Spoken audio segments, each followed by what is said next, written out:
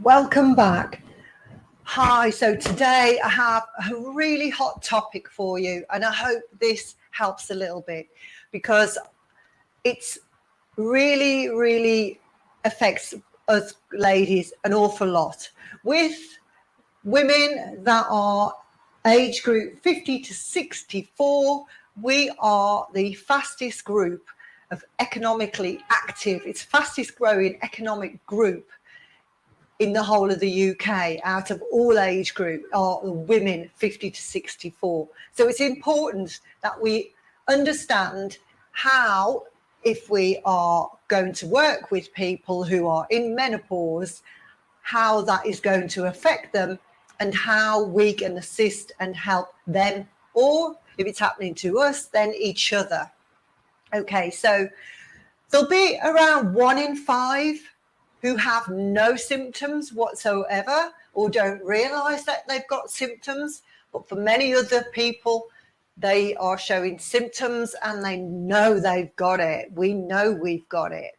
Okay, so, and 1 in 4 ladies consider leaving their job during the peri and the menopausal stage. That is huge. It is absolutely huge.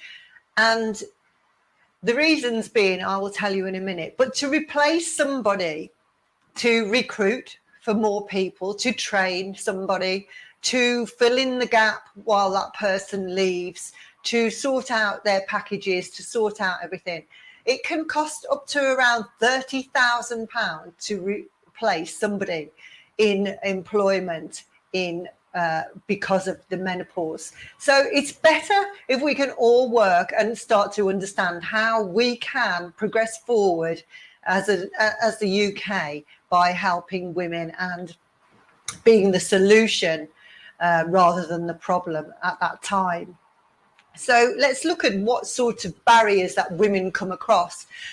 Extreme fatigue, that is huge. And I see it a lot, because we not only have the working day to acknowledge, we have some people have commuting to work, long distance, they have the extra work, the prep, the planning, preparation after work.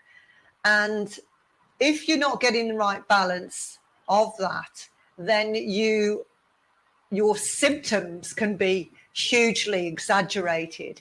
So the fatigue, the hot flushes, the embarrassment of the hot flushes when you're in a meeting and nobody knows or understands.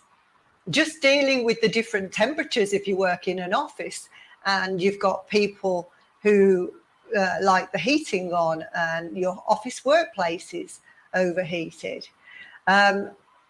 The hot flushes, the skin crawling, the head fog, the fog of not knowing some days what you're doing. It can come over you as a kind of black mood, or it can just come across you as a mild forgetfulness and not even knowing what your colleague's name is. Sometimes it can be so bad up to that point. We know it's not just about losing your car keys. It's not just about forgetting the appointment at the doctor's. It's so much more than that. It's so much more in depth. And we need to obviously have the full cognitive space working right in work, because we have such great responsibilities of other people around us possibly, or other things, and to hold down our livelihood. So it's absolutely huge that we really do look at acting, thinking about the word act, accepting and committing to take action on ourselves during this time. Otherwise, it is likely, very likely, that you'd rather quit your job. And I have seen this a lot as a personal trainer dealing with women at this time.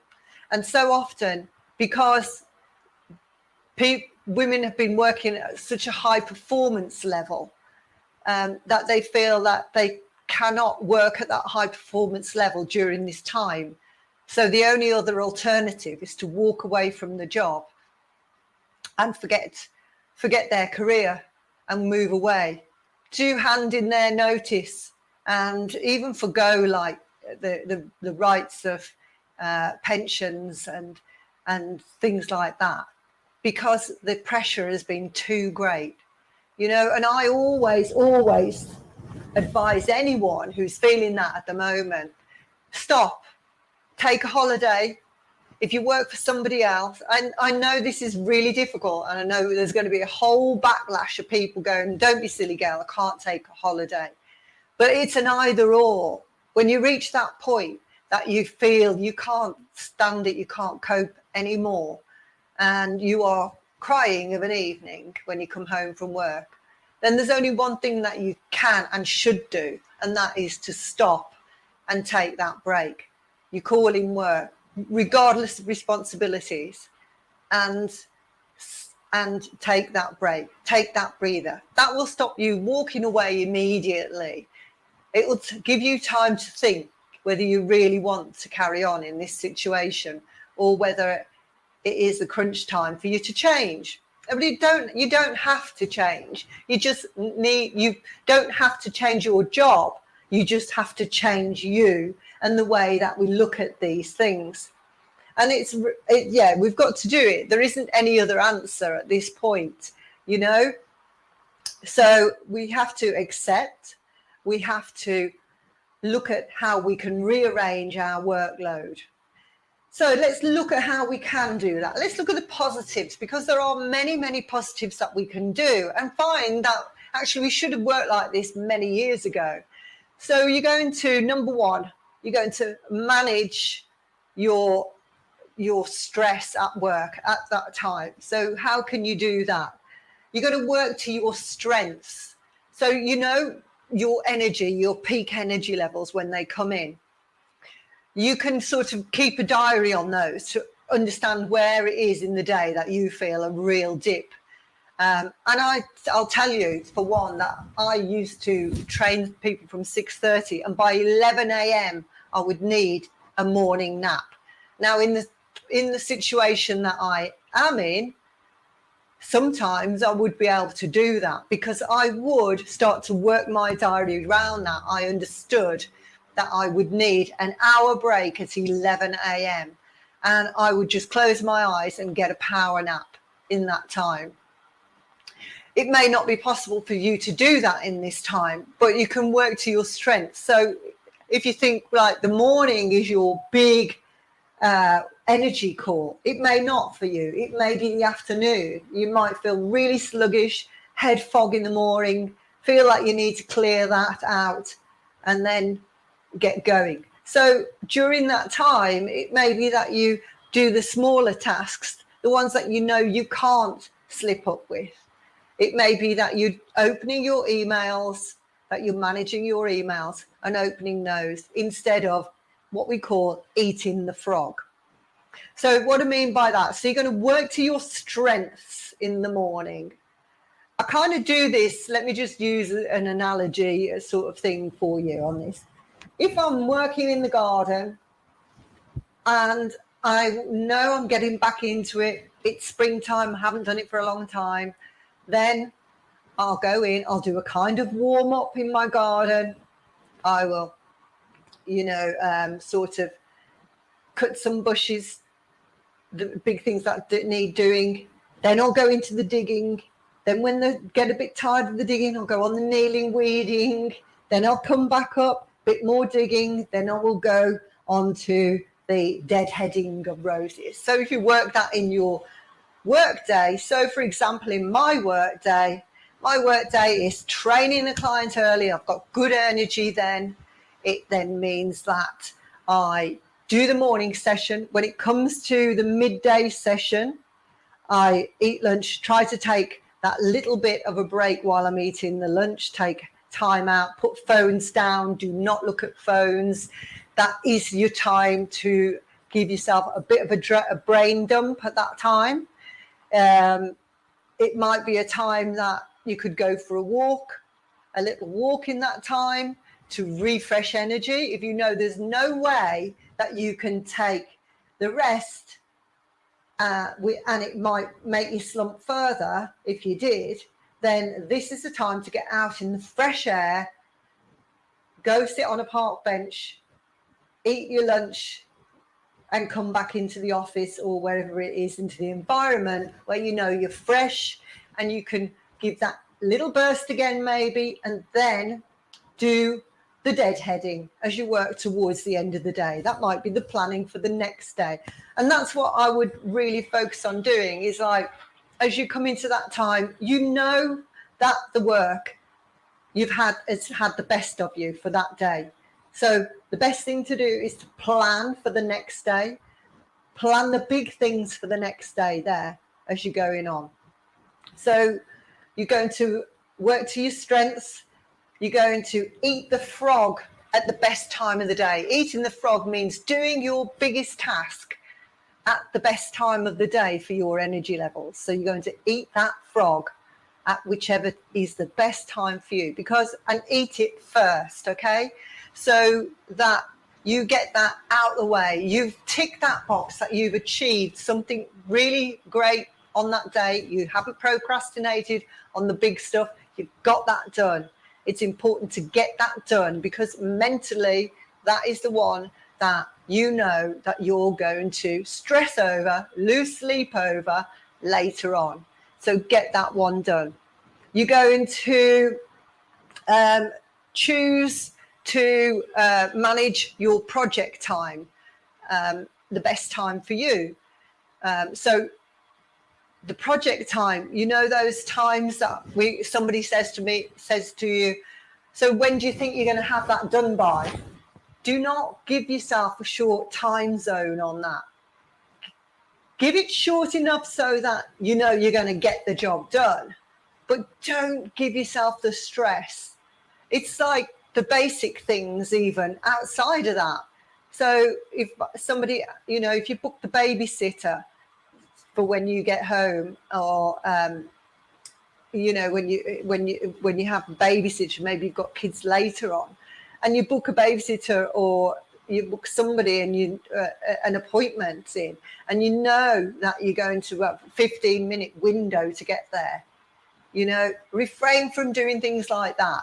Make sure that you're giving yourself a good half-hour prep time before each meeting that you go to, depending on, of course, on the size of the meeting. But if you have started to close down to 15 minutes and you feel like you're getting stressed, then come on, open that window up again and expand it so that you are getting that time to prep or get home or get to the next meeting without feeling stressed. Start to really focus on that. That is highly important, to cut down your stress, because we know that will have an impact on your sleep.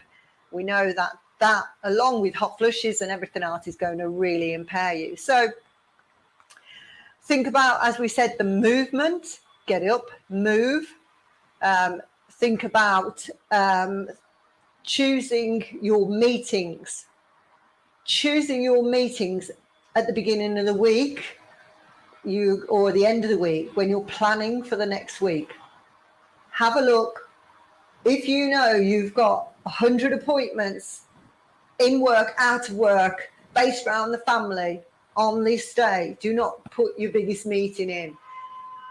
If you know that you've got space further on in the week, if you think that you weaken towards the end of the week, then put your big meetings in earlier in the week, but don't bank them all in at once.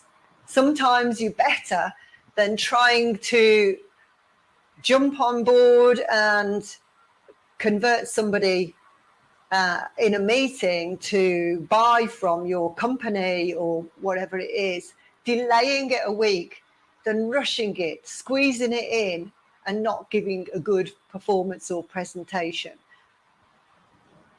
If it's said that you have to do the presentation on this said day, then check the other meetings, the mediocre stuff, put it to the side and focus on the biggest meeting that you have got. The one that's going to bring that money in for the company, whatever it is, bring that sale in, going to make the biggest impact on your business's life. So that one. So don't forget to ask for help. That's the next one. So ask for help when you need it. Be open, be transparent, go to head of HR or whoever it is in your company, ask for a private meeting, go in there, tell them how you're feeling, tell them what impact, be transparent. They have to know. Women make up over half the workforce in the UK. So it's important that these people who are over you are going to come across this time and time again, and everybody needs to know that we can't go on any longer hiding behind the computers and crying, basically, when we get to that point, feeling so tired, out of sorts. Don't forget to think about the health wrapped around that day as well. So managing your food, taking it into work with you is really, really paramount. Not skipping meals. When I used to cater for people in the office work environment, it would always be the 4 o'clock slump. But think about the good quality snack that you can have at that time. Maybe banana and a handful of like some nuts, or it may be just one piece of rye bread with the good quality peanut butter on it, or a piece of fruit and some protein nuts or seeds, that type of thing to go with that. Other things that you may like, think about things that aren't going to spike your energy levels and then drop you down quickly. Think things that are going to see you out, get you home. Check in with your water from the moment you, all day, have that water bottle on your desk to make sure that you are well hydrated. You know that a well hydrated body and brain and mind is going to be the best way to see you through any day and really help you on that way. So be prepared. So do your forward planning, get ahead with that. Try and structure your week properly. Don't let somebody else lead it. You structure it, you take hold of it, and you lead it and move forward on that. So review the sort of tasks that you have on a regular basis. So kind of do your housekeeping on your appointments, do your housekeeping on your laptop to make sure that, you know, certain emails you might not need to receive anymore and you're not going to waste your time on those. These are things that you're probably doing anyway in your day-to-day, but because it's all going out of sync now, the things that we need to remind ourselves. So have yourself a checklist. Get yourself a whiteboard in front of you and a checklist so that you can go through things one by one and be sure that you keep in that regular order every single week. The more that we have control over our day, the better we're going to feel about it. Try to work from home if that's possible, when you can, if that's the way that you want to do it. Approach your boss, tell him you want to work from home. If you work from home when you've got that excess fatigue that you may have, or you have, if you're just feeling anxiety and you need to calm down. Often see it as well when you're in a lot of meetings on Skype or Zoom and you have this sort of brain battering feeling that where you've been listening to a lot of words all the time. So I try to plan my week around that as well, so that if I'm got a lot of one-on-ones, then I'll then come away, switch to some screen time where I'm creating and get my creativity over. I won't go from screen time to listening to podcast, from talking to somebody on a session to then going on podcast where I'm learning and researching for work, because it's too many words. I'll go from chatting to someone to then creativity, putting it on paper, putting it down, and moving on. Likewise, if I'm on screen time a lot, then I'm not going to stay on screen time researching. I get up and I do research, maybe walking on a podcast and listen to voices on that. So think about how you can structure and use the tools of the internet to help and assist you at work without being totally focused in one direction. We're so versatile out there for learning and being able to plan our work. So try and have the balance there. It's having the balance on what takes your brain power time up as well. So I hope this helps. I'm going to go much more in depth. I'm going to do a complete week course on this so that we can really get to the bottom of it, because I know that was huge for me. Still is, but I feel I've got the balance in it now. I have had to do that. And you will eventually get there. You really will. But don't let that affect your health while you are trying to get yourself in order. So have a great time. Drop me a message. Just let me know how you've got on about that. The other thing I suggest is getting out early before work. I know you're probably so tired, but getting out before work, giving yourself that boost of energy by a low interval impact training, just 15, 20 minutes, or a yoga sequence, a yoga flow. And so that's going to be on today's thing, a yoga flow or a low interval impact training, a low impact interval training session. So I'm going to put those two on today for you to do. You can choose which one works best for you to do in the morning before work. Getting up early, just setting that alarm, start to do it just 20 minutes earlier and probably maximize on 40 minutes earlier so that you can get that out of bed, flow, go and get ready, shower, work, whatever it is. I hope this helps, and I will see you tomorrow for day 7.